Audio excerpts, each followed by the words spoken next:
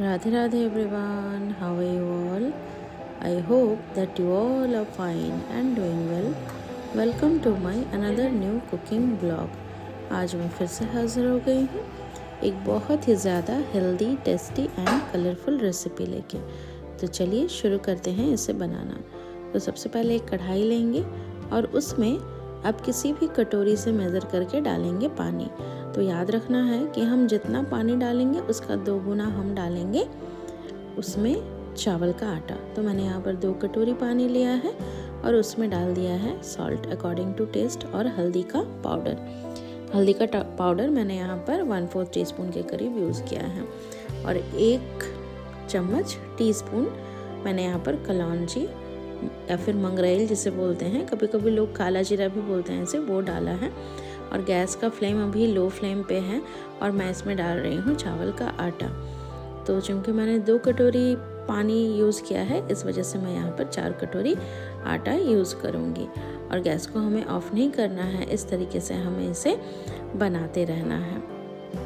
मतलब गैस को ऑफ़ किए बिना गर्म पानी में चावल का आटा डालने के बाद हम इस तरीके से इसे मिक्स करते रहेंगे।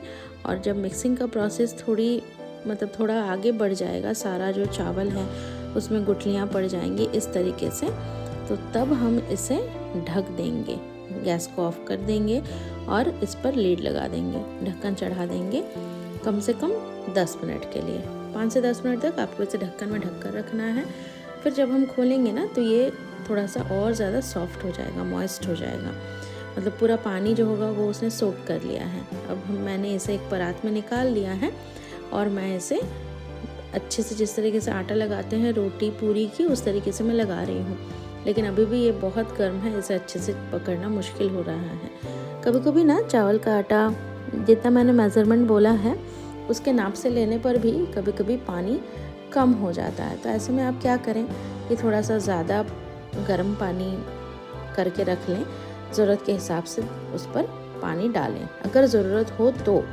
हालांकि ज़रूरत नहीं पड़ता लेकिन फिर भी कभी कभी पड़ सकता है। तो देखिए आटा यहाँ लग गया है, बिल्कुल जिस तरीके से हम पूरी के लिए आटा बनाते हैं या लगाते हैं वैसे लगाना है। फिर इस पर मैंने कड़वा तेल लगाया है, मतलब सरसों का तेल। आप चाहें तो आप रिफाइंड ऑयल या बटर या घी भी लगा सकते हैं। और फिर मैंने गीले कपड़े से इसे ढक दिया था। तो आधा घंटा हम ढक कर रखेंगे, फिर कपड़े को खोलेंगे। सरसों का तेल मैंने इसलिए यूज़ किया है क्योंकि ये है मेरी दादी की रेसिपी, गांव में बनती है। तो गांव में ना ज़्यादातर नॉर्थ इंडियंस लोग सरसों का तेल ही ज़्यादा यूज़ करते हैं। उस ज़माने में तो रिफाइंड ऑयल वगैरह थोड़ा कम ही मिला करता था, स्पेशली गांव में, शहरों में मिल जाता था। तो चूँकि बचपन से मैंने ऐसा खाया है इसलिए मैं सरसों का तेल ही यूज़ करती हूँ। तो आप अगर चाहें आप रिफाइंड ऑयल लगा सकते हैं। तो मैंने पहले सोचा कि इसे चकले में बेलूं, फिर मुझे याद आया कि नहीं, हमारे पास तो पूरी बनाने का एक इस तरीके का है मशीन, कुछ हद तक ये जिस तरीके से रोटी मेकर होता है वैसा ही कुछ है। तो इसी को मैंने ले लिया। इस पर ना जल्दी बनता है। आपके पास अगर ये नहीं है, आपके पास रोटी मेकर मशीन है, तो आप वो भी ले सकते हैं, लेकिन उसको हाथ से बस प्रेस कीजिएगा, इलेक्ट्रिसिटी ऑन नहीं कीजिएगा। और ये मुझे बहुत अच्छा लगता है इस पर बनाना, और इस पर जल्दी बन भी जाता है, इसलिए मैंने चकला नहीं लिया है।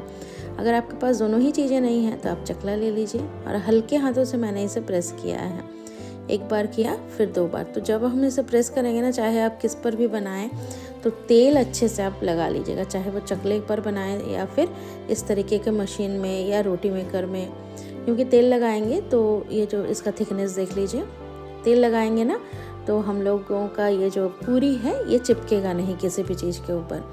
और देखिए कितनी अच्छी फूलती है, लेकिन इसके लिए तेल जो है उसे बहुत गर्म होना पड़ेगा।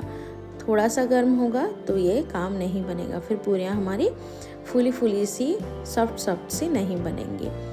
चावल का आटा, मतलब चावल के आटे की जब हम लोग पूरियाँ बनाते हैं तो आटा जिस तरीके से हम आटे की पूरियाँ बनाने समय जो आटा लगाते हैं थोड़ा सा वो हार्ड होता है, हमें इसे थोड़ा सॉफ्ट लगाना है। और दूसरी बात ये है कि इसे जब हम लोग छानेंगे तो गैस का फ्लेम बिल्कुल हाई फ्लेम पर होना चाहिए। आग तेज़ नहीं होने पर पूरियाँ फूलती नहीं हैं। देखिए कितनी अच्छी ये फूली हैं, फूल कर तैयार हो गई हैं।